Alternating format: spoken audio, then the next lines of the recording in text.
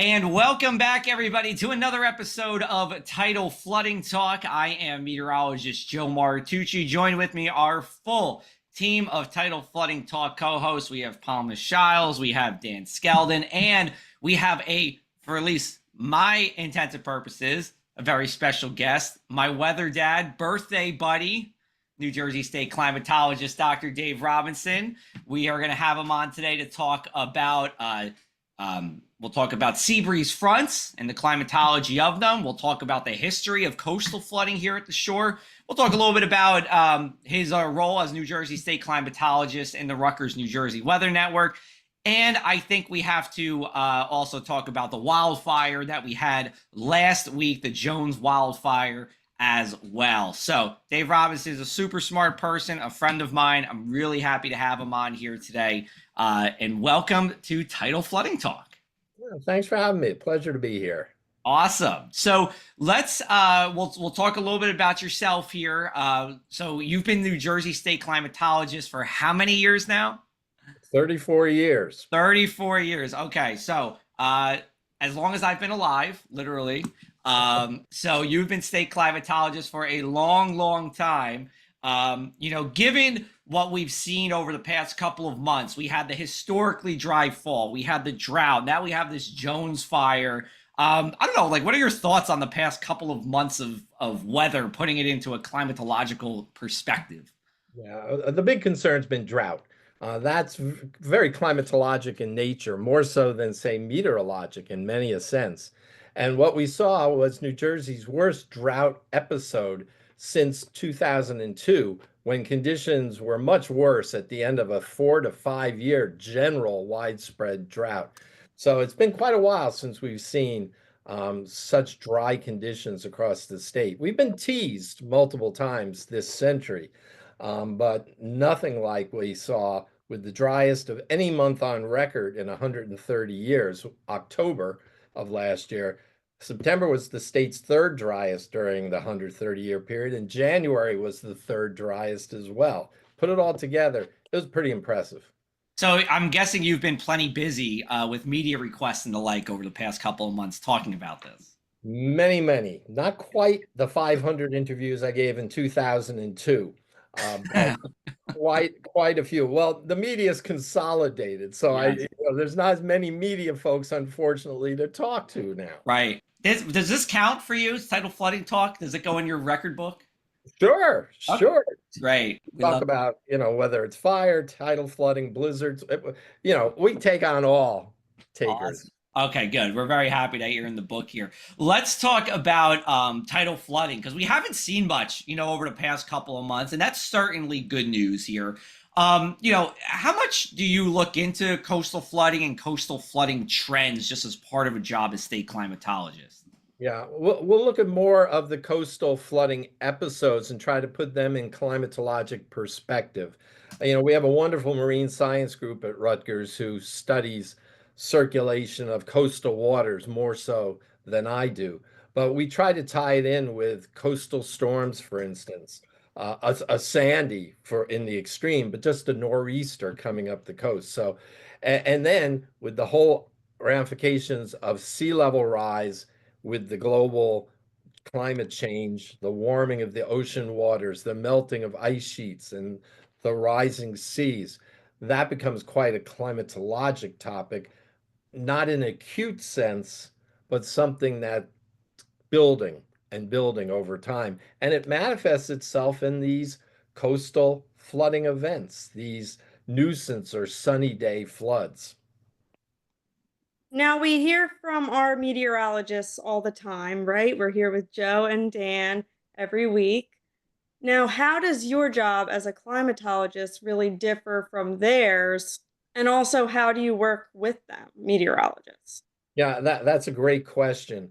I like to say we, as climatologists, make predictions on timescales to which we can't be held accountable, whereas meteorologists get instant gratification or condemnation.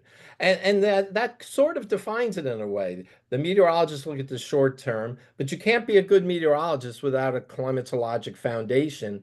And likewise, you can't be a good climatologist without knowing some meteorology. I know enough to be dangerous. I am not a degreed meteorologist. I started as a geologist and earth system scientist really way back when. But the important thing is they used to look at things like two camps, meteorologists here, climatologists here. And I've been on National Academy of Sciences advisory boards and such where we've advocated kind of the linkage of the two. Again, the idea that you can't be good in one without knowing something in the other. And then you get that seamless transition between a weather event that has some climatologic aspects to it and vice versa in some senses.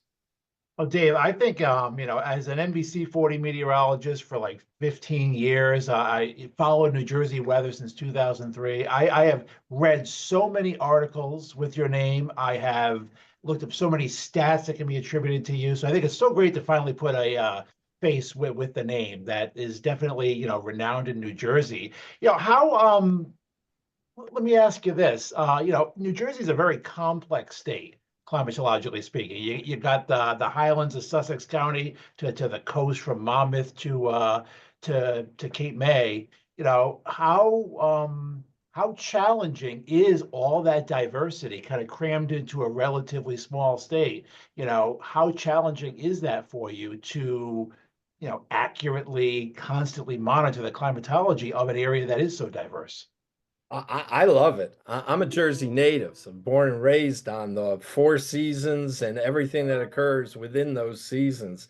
I grew up going to the shore in the summer, northeast part of the state in the winter, camping throughout the state as a Boy Scout. I find it less of a challenge and more an exciting opportunities when you see the wide variety of conditions that can occur across the state. Of course, we are small enough that when there's a drought, generally the whole state tends to feel it. Some areas worse than others. When we've got, but when we get a snowstorm, it might be in the south, as we saw down in Cape May a couple of times this winter. But it also began in November with 1.5 feet of snow up at High Point Monument, where no one else got much more. So the variety is wonderful.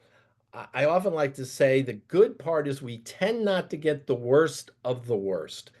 Take away a Sandy, an Ida or whatever, but we tend not to get the worst tornadoes, the worst hurricanes, the worst blizzards, the worst heat waves, so on and so forth. But we sure get our taste of a variety of weather. Let me go back to coastal flooding because again, we get more than just taste sometimes here. I think we all know that we've seen more coastal flooding, particularly on the sunny day flooding or that nuisance flooding side. Is there anything the data tells us about one part of the shore seeing more or less coastal flooding than the other? Is there something about the topography that would influence that as well? It could I would say in Delaware Bay, it certainly could because we're mostly wetlands, coastal wetlands along those shores. But when you look at, we have good long-term records from Sandy Hook and then down in Atlantic City, and they don't always share the same storm. Sandy was worse up in Sandy Hook. Atlantic City was worse in a couple of nor'easters since that time, actually. But in general, they're all feeling this impact of slowly rising sea levels. I guess you could say almost like a frog in a pot of boiling water. These are subtle changes, this nuisance or sunny day flooding. It's not the big storms with the storm surges. It's just those low-lying areas that used to not see water on the roadways are now seeing it 20 times a year. And projections are they could see it a couple hundred times a year as we get later in the 21st century.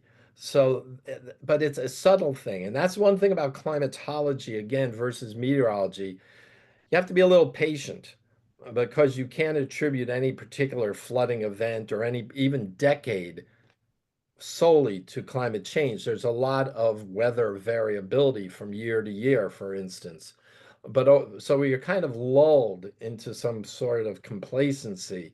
And I think this nuisance or sunny day flooding is a great example of that. It kind of just creeps up on you, not every year after every year, but let's say decade by decade. I think it's also a good reminder that sunny day flooding, that rain doesn't really have much to do with coastal flooding either. It can help exaggerate it, but it's not going to cause it in and of itself. All right, we're going to take a break. On the other side, we're going to have more with New Jersey State Climatologist Dr. Dave Robinson. You're listening to Tidal Flooding Talk. Thanks to the New Jersey Coastal Coalition, your flood insurance bills are lower and your streets safer from the reality of flooding.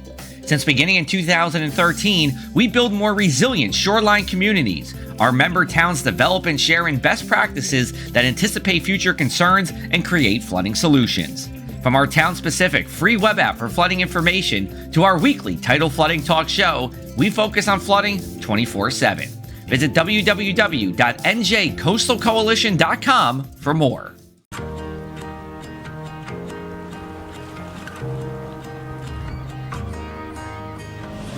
It's time to rediscover that feeling through the endless rhythm of waves.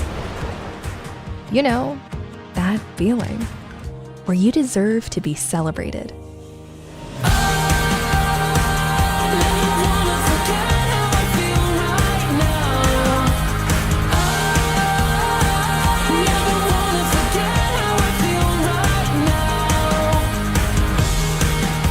It's more than a destination. It's a place where every moment holds the potential for adventure, excitement, and unforgettable memories.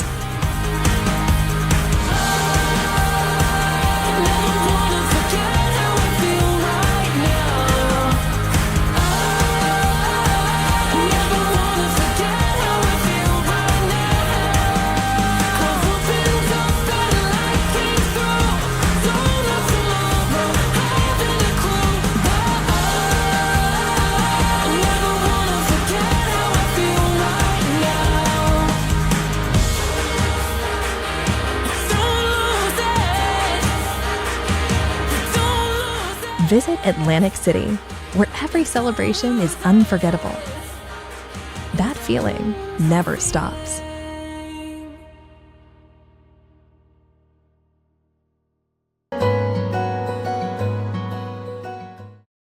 Hello and welcome back. You're watching Tidal Flooding Talk, brought to you by the New Jersey Coastal Coalition. And we would like to remind our viewers to protect natural floodplains. Like salt marshes and stream beds are nature's way of managing floodwaters while improving the environment. Help them do their job. Reduce boat speeds to minimize erosion. Use fertilizers sparingly to protect water quality, and limit hard surfaces in your yard so rainwater can absorb naturally. A little effort goes a long way in protecting your community. All right, so let's switch over to sea breeze fronts, because we're here at the shore. Our member towns, are up and down the Jersey Shore, and we all still get this. We get skunked by the sea breeze, especially this time of the year in the spring. So explain how sea breezes form. How do we get this localized influence? And why is it really only during the spring and, early-ish summer that we really experience those differences? Yeah. Well, cutting to the first part quickly, we see the big differences in the spring and early summer because the oceans take a lot of time to warm up and the land simply doesn't. And it's those thermal contrasts between the ocean waters, which chill the air above them, and the land, which can heat up and warm the air above it, that is so stark, the differences during April, May, June into July. So the idea is that during daytime hours, sun's heating up the land very quickly, and we know that warm air rises. So that warm air rises inland, and it's got to be replaced by something. I love to say nature abhors a vacuum. So that air has to come from somewhere. Meanwhile, you've got that cool air off the coast, which is more dense, and it just flows in off the ocean, atop the ocean, inland. And it may only come to the beach. Some of you may recall being on the beach and it gets really chilly, and then you walk over the dunes and it's warm. That's very localized. There are other times where it can make it up to the bay. Sometimes it can make, I like to use the parkway. And then if it gets a little nudge from what we call more synoptic, general weather patterns, I've seen these sea breezes, which is a bit of a stretch, make it all the way over to the Delaware River. It's a little stretch to call that a sea breeze. It needs quite a kick. Yeah. And what's amazing in the spring, you can have, and we've documented this, 90-degree temperatures in Camden County, and it's 50 in Seaside Heights in the middle of the afternoon on an April day. Now, 90 is very warm for an April day inland, but it just shows you the difference. But there's many days in the spring where it's 10 or 15 degrees difference just within a couple of miles. And with that, you get, I call it nature's air conditioning during the summer, where it can lower temperatures along the coast of quite comfortable levels. And the high temperature of the day might be at 10 or 11 in the morning, and then the sea breeze kicks in. But it's at night, it can be the opposite, where you get a land breeze and the land cools off and the air comes rushing towards the coast, which isn't great for mosquitoes and biting flies on the barrier islands, because it pushes them from the marshes to the coast. So it's this wonderful seesaw pattern between the inland areas and the coastal air over the cooler waters that makes it so interesting. One other quick thing to add, it can be a pollution hazard, because oftentimes that rising air inland is heading off the coast and bringing pollutants with it, but it's being recycled back on shore, because that air that comes in off the ocean has to be replaced, and that's sinking air from above, and it can bring pollutants back on shore. So oftentimes there's respiratory issues right at that sea breeze front during extreme sea breeze situations. Now, are there times of year when sea breezes are most common? I know you mentioned spring and summer, but is there anything that really stands out for the seasons? Spring for sure. Sometimes in March, as early as March, April, May time period. Then it tempers down, where you might have a 10-degree, 15-degree difference, not a 30-degree difference. By the time you get to the fall, the waters are warmer than the land. So you kick out that mechanism for a sea breeze, and the waters just take a long time to cool off. And anyone lives along the coast knows you wait forever for spring to come and for those forsythia to bloom. But in the fall, you can keep your garden going well into the fall, because those warmer waters keep the early frosts away from the coast. I can certainly agree with you, because just Easter weekend, I live in Atlantic City and I dressed in, a sweater and boots, went to visit my mom in Northfield, and I was like totally dressed the wrong way. I was sweating. I needed to get changed into like a summer outfit. So yeah, I could definitely attest to that.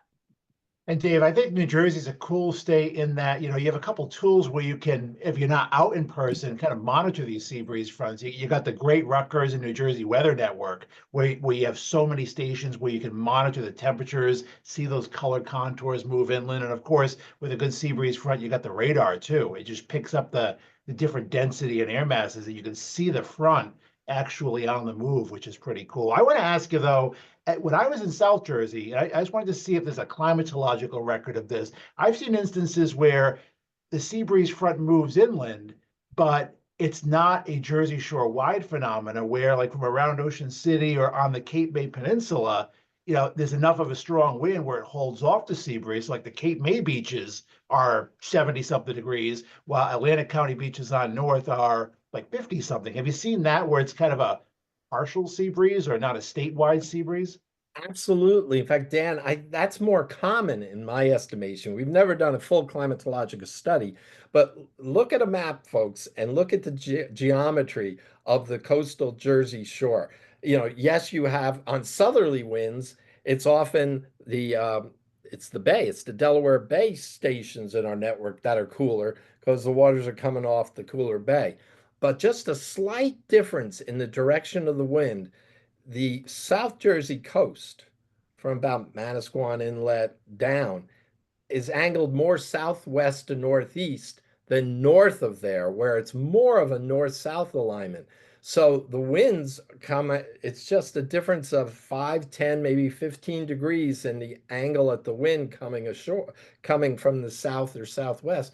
And it's very difficult to get a strong sea breeze from Sandy Hook to Asbury Park, LBI, Atlantic City, and Cape May. That's rare. Yeah, we don't see that often, and especially in Monmouth County, sometimes those sea breezes don't come through. But we'll take one more break. We're gonna come back on the other side. We'll talk more about the Rutgers, New Jersey Weather Network and the State Climate Office here on Tidal Flooding Talk.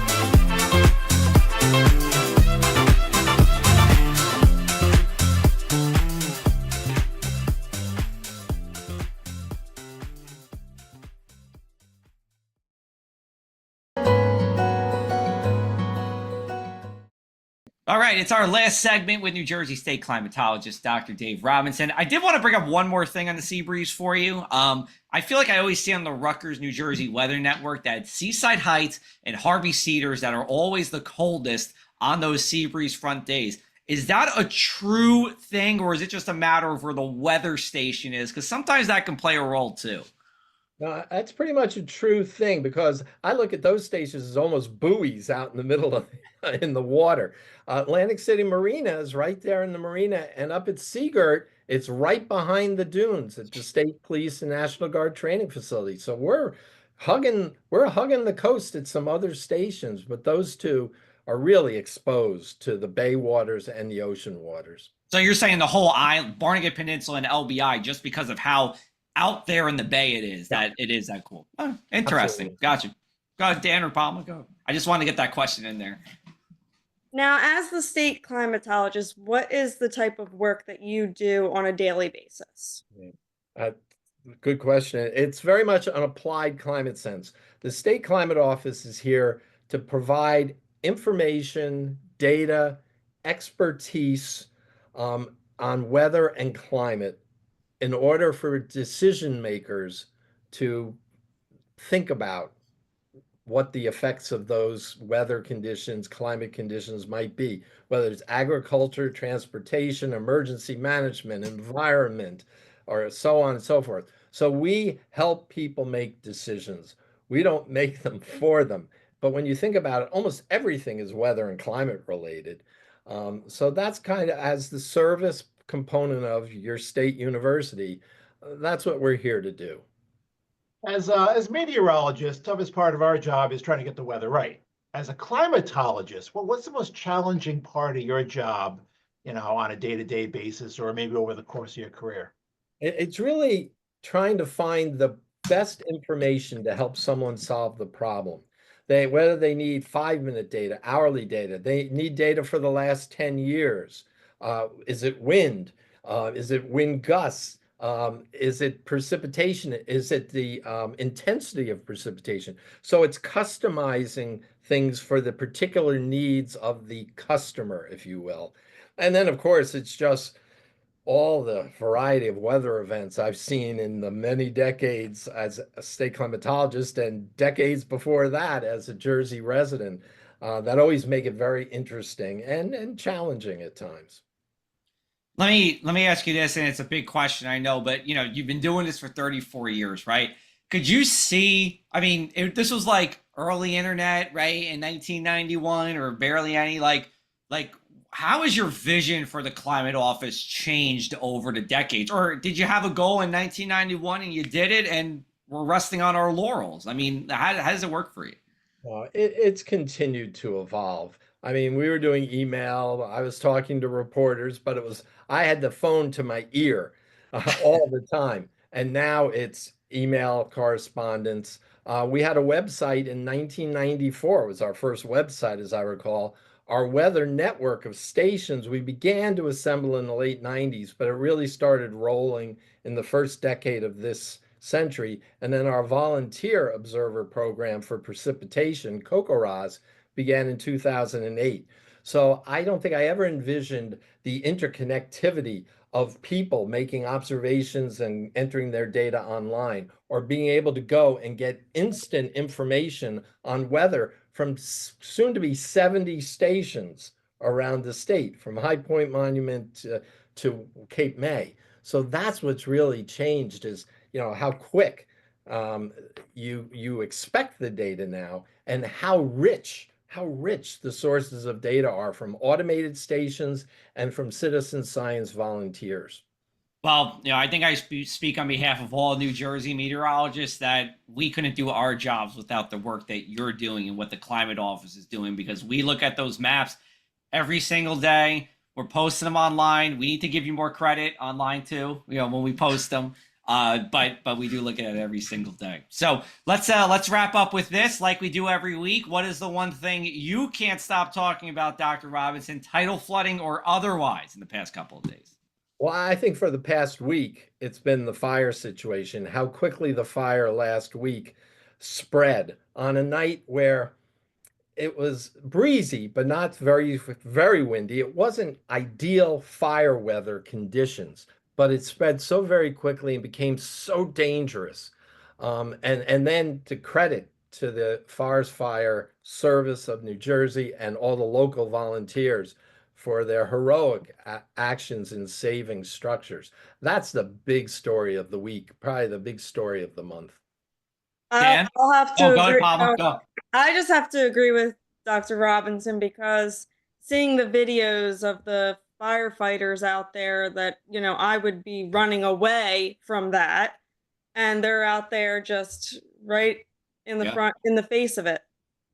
I kind of agree. I mean, we're all in agreement here. I mean, the Pine Barrens are just so unique. I mean, so beautiful, but they are a huge fire hazard, one of the biggest on the East Coast. I think this is the anniversary of the 63 huge fires in late April. So you want to get through every fire season without, a big disaster. So let's hope we start busting that drought and get past this fire season, green up, and have a great summer.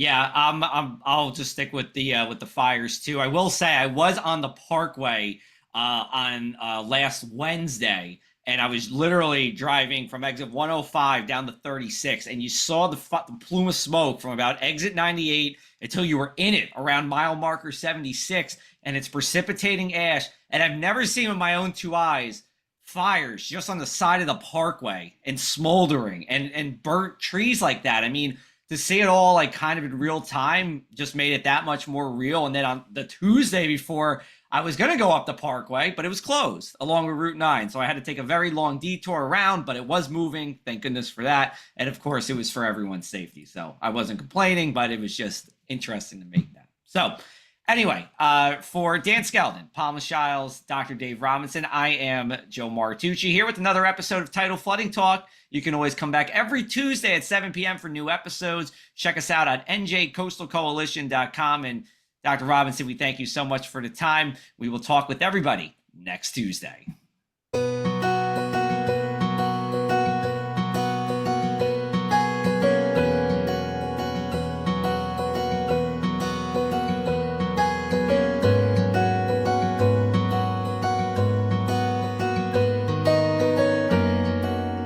What's going on, sports fans? Rich Quinones, and I am absolutely thrilled, honored, and humbled to announce Middays with Q is back in the saddle right here in the friendly confines of the TriX57 studios. Catch me live every Tuesday and Thursday. All you got to do is log on to TriX57.com. We are breaking down the world of sports from A to Z. Look forward to talking to you every Tuesday and Thursday.